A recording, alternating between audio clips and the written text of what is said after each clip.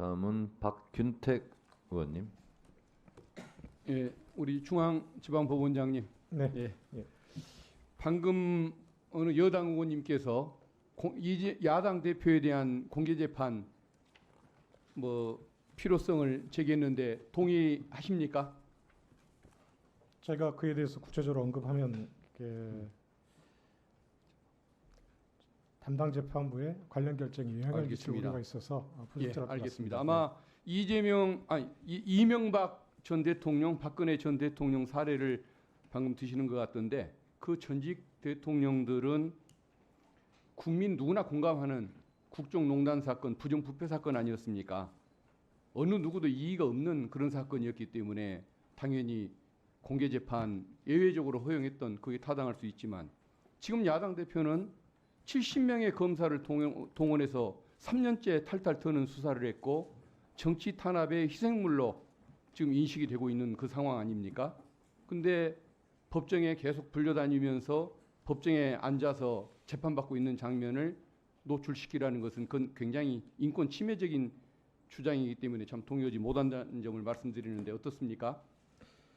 예, 계속 말씀드렸듯이 이번 재판장 허가사항이고 재판사항입니다. 알겠습니다. 재판부에서 피고인의 의사를 고려하고 공공이익과 피고인의 사익을 비교 형량해서 예. 잘 판단하실 것으로 생각합니다. 알겠습니다. 네. 그리고 이제 또 재판 지연 문제를 방금 지적을 하시던데 지금 재판이 지연되고 있는 것은 검찰이 수백 명, 한 4,500명 될 겁니다. 합하면 그런 증인들을 계속 제시를 하고 무리한 수사, 무리한 공판 진행을 하다 보니까 증인이 많아서 늦어지는 것이지 지금 국감기간 중에도 성실하게 재판에 임하고 있는 피고인의 탓을 하는 것은 굉장히 책임전가라는 생각이 들기 때문에 국민들의 오해가 없기를 바라는 마음으로 우리 중앙법원장님께 질문을 드렸던 것입니다. 네. 참고해 주십시오. 네, 감사합니다. 우리 수원 고법원장님께 질문을 좀 드리겠습니다.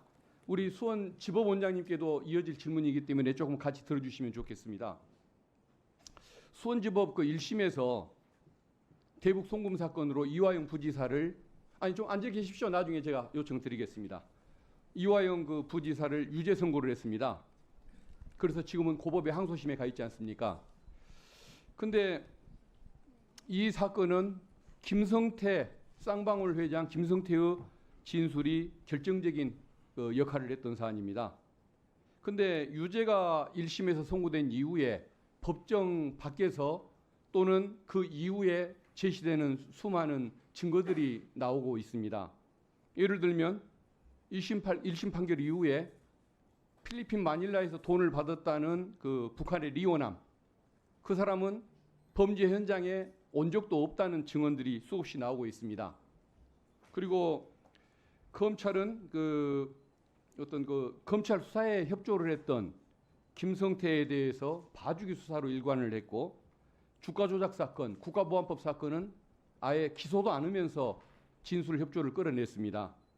그리고 또 재판 이후에 김성태가 증인을 매수했다.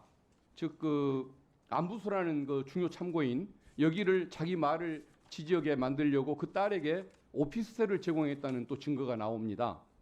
그리고 검찰이 끝내 1심 법원에 제출하지 않았던 자료가 뭐냐면 김성태, 안부수, 이화영을 같은 검사실에서 21번이나 소환을 했던, 그래서 진술을 마칠 기회를 줬던 이 부분을 자료를 계속 안 냈습니다.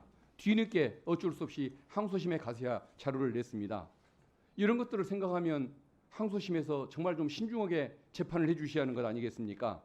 그래서 이런 외부의 문제점, 지적이 있다는 것, 우려하는 견해가 많다는 것에 대해서 우리 원장님께서 한번 재판부의 의견을 좀 전달 좀 해주시면 좋겠습니다.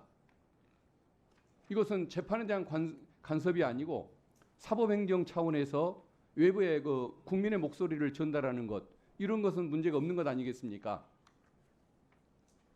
예, 의원님의 지적을 잘 검토를 해서 재판부에 전달할지 여부에 대해서 검토를 해보겠습니다. 그러면은 원장님께서 직접 전달하시기가 그렇게까지 곤란하시다 온다면 오늘 국회 이 방송 녹화물을 한번 봐라, 이렇게만 전달해 주셔도 좋겠습니다.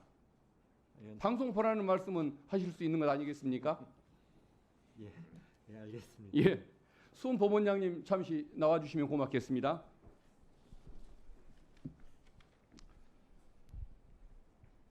이화영 부지사에 대해서 그 대북 송금 사건 1심 유죄를 선고했던 원심 재판부 수원지법 아닙니까?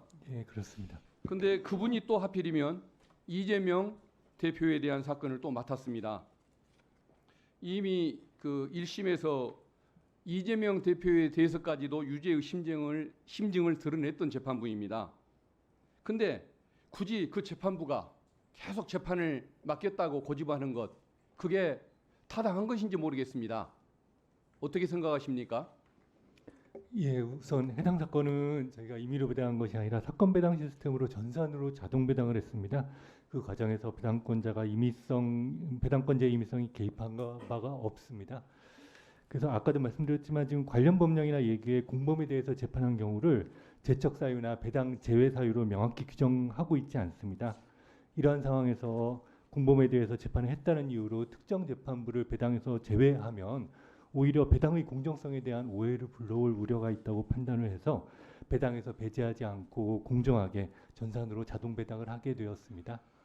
근데 그분이 1심 재판을 한 이후에 아까 제가 수원 고법원장님께 질문드렸던 것처럼 돈을 받았던 사람이 현장에 있지도 않았던 증거들이 국정원 문건, 통일부 문건, 북한의 공문, 경기도 문건 등에 의해서 나타나고 여러 참고인에 의해서 진술이 되고 있습니다. 그러면은 그것은 그분이 어떤 의도를 가지고 얼마나 정확한 재판하려고 노력했는지는 모르겠지만은 어쨌든 객관적인 자료와 어긋나는 결과인 것이 드러나면서 불신을 초래하고 있는데, 그렇다면 오해를 피하기 위해서라도 재배당을 한번 고려해 줄 만도 한 것 같은데 왜 계속 하신다고 그러는 걸까요? 예, 그 판결 이후에 새로운 증거가 제출됐다면, 말씀드리겠습니다. 예, 새로운 증거가 제출됐다면 그 후행 사건에서 해당 재판부가 새로운 증거까지 종합해서 종전 결론에 얽매이지 않고 공정하게 판단하고 심리할 것으로 생각합니다. 진실에 적은 거짓이 아니고 편견이라는 말이 있지 않습니까? 그 정도의 편견을 가지고 있으면 그걸 깨는 것이 얼마나 쉬운 일일지 저는 좀 우려스럽습니다. 어쨌든 그 법적인 회피 사유가 규정에 명백하지 않은 것들도 재배당하는 사례가 좀 있지 않습니까? 오해를 피하기 위해서 그런 예, 사례들이 있는 통계를 봤는데요. 그런 사유가 없다고는 말씀드리진 못할 것 그러니까 같습니다. 그런 사례가 있는 것을 옛날에 어느 의원님이 제기해서 그런 사례를 봤는데, 이것들도 좀 그런 식으로 재배당을 하는 방안에 대해서 한번 좀 조언을 해주시면 어떨까 싶습니다. 예, 재배당은 원칙적으로 해당 재판장이 재배당을 요구해야 예, 예, 그러면은 검토할 직접 수 있도록- 말씀하시기가 곤란하면 이 방송이라도 한번 보도록 그렇게 전달 좀 해주시면 고맙겠습니다. 알겠습니다. 예, 예, 네. 잘 알고 있겠습니다. 예.